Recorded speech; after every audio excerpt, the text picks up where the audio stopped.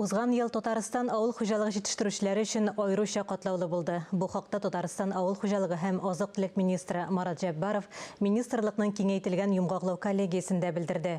Явым-төшем кытлыгы, сәнәгать товарларына һәм төзелеш материалларына бәяләр арту, кредитларның кыйммәтләнүе. Республика рәисе башта министр белән Тат Агроэкспо күргәзмәсе павильоннарын карады. Анда үзебезнең һәм чит ил комбайннары, чәчү комплекслары шул исәптән Татарстанныкы да тәкъдим ителгән. Терлекчелек һәм үсемлекчелек продукциясе дә мулдан җыелган. Айрым стендларны республика фермерлары һәм үз мәшгульләр тәкъдим итте.